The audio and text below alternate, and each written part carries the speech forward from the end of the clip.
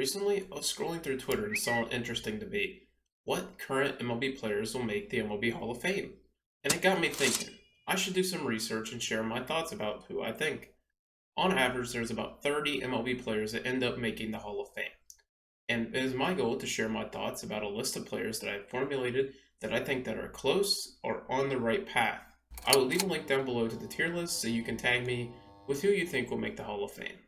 Let's start off with a spicy one, and Bryce Harper. The poster boy of the early 2010s has relished a solid career. 2 MVPs, 7 All-Stars, 2 Silver Sluggers, and a Rookie of the Year. Once taking upon the villain role in the MLB, Harper has restored his image in recent memory due to his playoff performance after tearing his UCL. Over the course of his career, Harper is a 280 hitter with a 390 on base, 522 slugging, giving him a 142 OPS+. The great thing about Harper is the early start he had to his career. Starting at the age of 19 has afforded him to have some lesser seasons due to injury or what have you. The big career numbers are all around the halfway mark for Harper, and he will still have many years of his prime left. I think that with time he has left, the story he has, and the stats and accolades he has accumulated, it is very reasonable for Harper to be a first ballot Hall of Famer. Another player to consider is his teammate Aaron Nola. The argument behind Nola is once the current list of great older pitchers retire, who do we view as the greats as that sort of next generation of pitchers? As a 30-year-old, Nola has accumulated a 30.5 WAR and nearly 1,500 strikeouts. For me, however, that's about where the argument ends. Nola does not have any hardware, and was never seen as one of the greatest pitchers of his generation. He's also part of this new age pitcher that has no chance of reaching the old age stats of wins and innings that his predecessors set. So, I think he's just part of the group that simply doesn't get in. Going from Nola to Nolan, let's talk about third baseman Nolan Arenado. What a fantastic career Arenado has put together. A Gold Glove every year of his career, 5 Silver Sluggers, and 7 All-Stars, has finished top 10 of the MVP vote 6 times. He has accumulated over 300 home runs, over 1,500 hits. So what could stop a guy like this from being a first ballot Hall of Famer? Well, the majority of his career has been played in Colorado. We have seen this argument used a multitude of times against well-esteemed players. Larry Walker and Todd Helton are the most notable ones of recent memory. To go along with this overused argument, Arenado has looked really poor this season. Most people look to his offensive struggles, but his defense has also taken a significant hit in 2023. He is on the wrong side of 30, and if he doesn't age well, it can hurt his image of how people remember him. After everything, the Hall of Fame is a popularity vote. Will he make the Hall of Fame? Absolutely. But as a first ballot, I'm not sure. A fellow third baseman who's putting together a Hall of Fame career is Alex Bregman of the Houston Astros. However, being on the Astros is his downfall, specifically the 2017 Astros. Matter of fact, let's go ahead and throw all of the candidates from the 2017 Astros in the not gonna make it list. If Barry Bonds can't make it to the Hall of Fame while cheating, there's no way anyone from this roster can make it. From my personal perspective, I think that most notably Altuve should find his way into the Hall of Fame, but just knowing the committee's past, there's just no way. A player who will have no problem finding his way into the Hall of Fame is Shohei Ohtani. Where do you even begin with Ohtani? In his first 6 years in the majors, he has accumulated 27.8 WAR, an MVP, finished second the year following, finished fourth in the Cy Young, 2 All-Star appearances, and a Rookie of the Year. I mean, come on. Ohtani is a first ballot Hall of Famer. It would take a catastrophic collapse that started right now for Ohtani not to make the Hall of Fame. Another one of the greats of the current generation of pitchers is Garrett Cole. Much to my surprise, Cole has never won a Cy Young, whilst arguably being the most consistent great pitcher in the MLB over the past 5 seasons. Ever since his move to Houston, the Cole dream has been Hall of Fame bound. However, let's take a grander look at his career. Already accumulating over 2,000 strikeouts at a 36.3 career WAR, he has 5 All-Star selections but finished 6 times in the top 10 of the Cy Young voting. Cole has taken his career to a whole new level upon leaving Pittsburgh, much to my dismay. I don't think Cole quite makes it as a first ballot. Not having a Cy Young or just outright being the best pitcher at any point of his career is a tough thing for voters to look past. A guy who is a bit older and has reached the pinnacle of the position is Joey Votto. Beginning his career in 2007, Votto has grown into one of the most likable players in the majors. To go along with that, he has finished in the top 10 of MVP voting 6 times, winning the award in 2010. Votto's accumulated 6 All-Star appearances as well.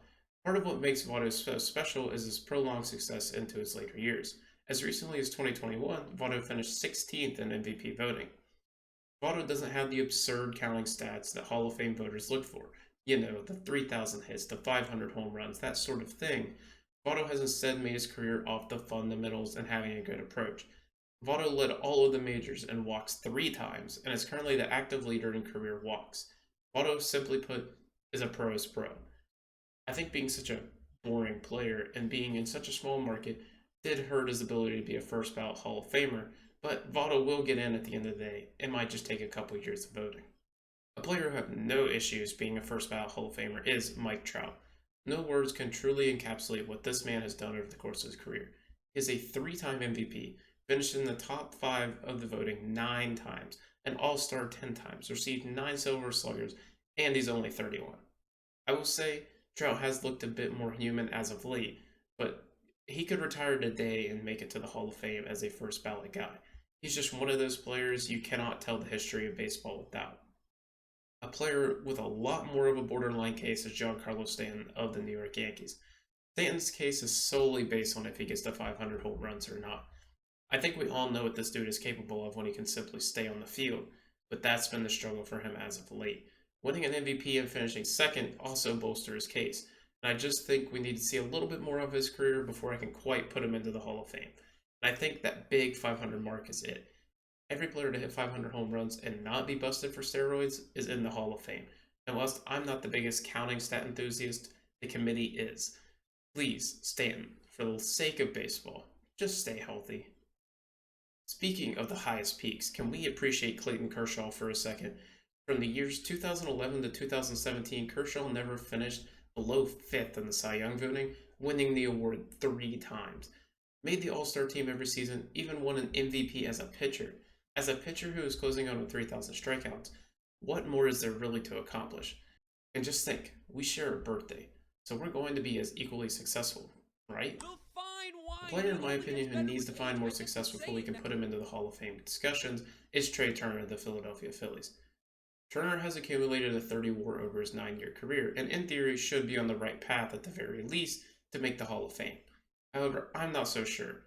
Turner's game is predicated on hitting for average and speed, and I'm not sure how his body will hold up as we get into the later years of his career.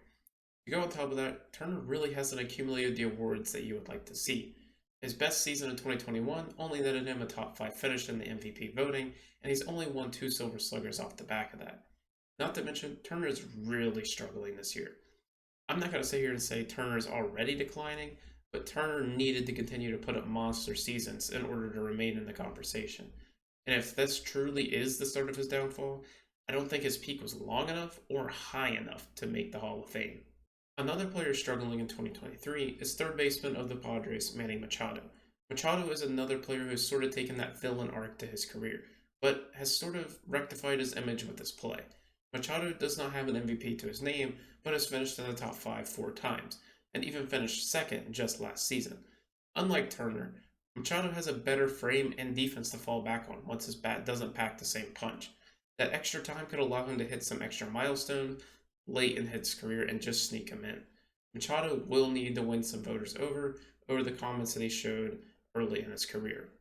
The next player should have no problem winning over the hearts of voters, and Freddie Freeman. Another player is around that 50 career WAR mark. Freeman is enjoying a continued peak of his career that started almost 10 years ago. However, in 2018, Freeman really ramped it up and has finished in the top 10 of MVP voting every year since. Freeman is one of the most lovable players in the game, and will have the stats to back it up. Being a first baseman does hurt him a little in my eyes, just because you can't offer a lot as a runner and a fielder, so I'm not sure if he's a first ballot guy. If he continues to hit the way he is for many more seasons, it would be hard to keep him out of that discussion. A player who needs to find more success to get his name squarely into the Hall of Fame mix is Xander Bogaerts from the San Diego Padres. Four-time All-Star is known for his bat-first approach, yet has never led the MLB in any one statistical category. Bogaerts benefited greatly from playing in a large market at a position that lacked offensive firepower. He's won 5 Silver Sluggers and finished inside the top 5 of the MVP vote once. In a year where Bogaerts needed an MVP-type season to put his name square in the mix, he's regressed to almost a league average hitter. I'm just not sure his peak was great enough to put him in the Hall. Apparently, we're just going to go on a run of former Boston Red Sox players with Craig Kimbrell. It is really hard to know what the voters are going to do with the relievers. However, I think Kimbrell was just so dominant over the early parts of his career, I'm not sure how you can keep him out of the Hall of Fame. Like, the dude was getting substantial Cy Young votes and even some MVP votes as a reliever. He has a career 2.4 ERA even after a few poor seasons as of late. For the older voters, he led the league in saves 4 times. Kimbrell is about as accomplished as it gets for a modern day reliever, and if he can't get it, I'm not sure what it would take. To conclude our run of Boston Red Sox players, we have Chris Sale. Gosh, it really does feel like injuries took away what could have been one of the most dominant pitchers of all time. Just look at his 2012 to 2018 peak, where he's never finished below 6th in the Cy Young voting. He has an All-Star every year during that stretch and even got a few MVP votes along the way. Sale actually has the highest strikeouts per 9 inning in the history of baseball. Without any hardware and a shorter peak compared to some other pitchers on the list, it's hard to put him straight in. Plus, basically not pitching over the last 4 years has hurt his trajectory as a surefire Hall of Famer. If Sale can find that late season's renaissance like Scherzer or Verlander, then he could rectify that first ballot Hall of Famer talk. But for now, I just need to see a little bit more. I think Sale can and will give us just enough to make sure he gets in. The previously mentioned Max Scherzer is next on the list, and I do not think I really need to say much. I just kind of wish the plaques were made in color of their face, just so you could see the different eye colors, because that would be so unique to everyone else. But at the same time, it kind of looked weird. Alright, let's move back to the controversial talk. Aroldis Chapman is next on the list, and he might be one of the most controversial players on the list. Because, again, what is the Hall of Fame going to do with this current type of reliever coming out? I think you could make an interesting case for Chapman, but if I have learned anything about the Halls, they will find any reason to keep you out. Chapman has that sexual assault suspension on his resume from back in 2016. Combine that with being a reliever, it just might be tough to put him in. Chapman has the unique characteristics with his extremely fast fastball, but the Hall is really hard on relievers. A person who I think will make it is Zach Greinke of the Kansas City Royals. It's crazy to think that Zach Greinke has been in the majors for almost my entire life, but that's where we stand. I'm not sure Greinke is a first ballot kind of guy, just because he didn't have the dominance he would like to associate to that title. However, he will for sure make it. It just might take a couple extra votes. Next up is Miguel Cabrera. I mean, come on. It's Miggy. For the next one, I'll let Giraffe Neck Mark take it away. The fine wine, he only gets better with age. I get to say it now. For the next one, I do have to do a bit more explaining. Aaron Judge is next up on the docket. As everyone is aware, Judge didn't get to start at the majors at the age of 20 or 19 like many of the other ones on this list. He started at 24, and that was even a September call-up. Judge really didn't get a full season play until his age 25 season, where he took the league by storm, nearly winning an MVP. After a few injury-filled seasons, Judge came back in 2022 with one of the most historic seasons of recent memory, breaking the record for home runs in the American League and winning MVP. He followed that season up by nearly being an identical per-rate basis player. But once again, the injury bug has got him a couple times early on this season. Normally, somebody with so many injury problems would really scare me, but I think the guy's frame is going to allow him to be hitting home runs for a long time. If Judge can put together another couple seasons of that peak form, I'm not sure how you keep him out. The dude just simply hits the ball different than anybody else. Alright, back to the reliever talk. Kenley Jansen's another one of these guys that if he were as dominant at a different position as he is as a reliever, he would easily be in the Hall. The problem is there's only 8 relievers in the Hall of Fame. Out of the 2 previously mentioned, Jansen's peak probably got the least press about it, but was arguably right there with the other 2. Like I mentioned earlier, I think Kimbrell will eventually get in, and Chapman will not due to his background. That leaves Jansen right on the edge, and it'll depend on when he and Kimbrell retire. If Kimbrell goes in first, then I can see Jansen making it in a few years later, just because Kimbrell will have set the new age standard, and I think Jansen is close enough to Kimbrell's career to just sneak in. Next up is Jacob deGrom, whose career has been much more notarized than Jansen. Almost everyone understands that when deGrom is on the mound, he is the best pitcher in baseball. DeGrom was part of that group that really has pushed the needle for starters to throw close to, if not consistently near, 100 for a whole start. And the results have been overwhelming. The four-time All-Star has a career 2.53 ERA, 44.6 WAR, a Rookie of the Year award, and has won back-to-back Cy Youngs in 2018 and 2019. All of which he has accomplished after not making his debut until he was 26. The problem with DeGrom as of late has been his health. Whether it has been freak accidents or the wear of continuously pitching in the manner he does, DeGrom has continually found himself on the DL. At his current junction, I think the injuries and late start are enough to keep him off the first ballot Hall of Fame list, but the production, when healthy, is enough to jolt him into the Hall. I mean, this dude has the best strikeout to walk rate in the MLB history, for crying out loud. Cardinals first baseman Paul Goldschmidt is the third career-long first baseman to make the list of potential candidates. He's also the third first baseman I have making it into the Hall. Goldschmidt has simply been performing at an elite level even back to his rookie year in 2011. He finally got the long-awaited MVP award last season after finishing second twice back in 2013 and 2015. And this year he has shown little signs of slowing down. Again, because of his position, it will be hard for him to go first ballot. Plus, playing all those years in Arizona doesn't exactly give you the notoriety that he deserves. Another underrated star is Jose Ramirez. Hitting over 40 WAR at the age of 30 puts just about anyone on a Hall of Fame trajectory, assuming they can keep it together for another few good seasons. Whilst he is struggling this season compared to his normal MVP level self, Ramirez's track record is too good for him to fall off already. This guy is due to run into an MVP after finishing at the top 6 of voting 5 times. If he can manage to do that, then he has solidified himself as a spot in the Hall of Fame. Mr. Smile. Ramirez's former teammate Francisco Lindor is next on the list. Lindor's start to his career is definitely carrying his candidacy.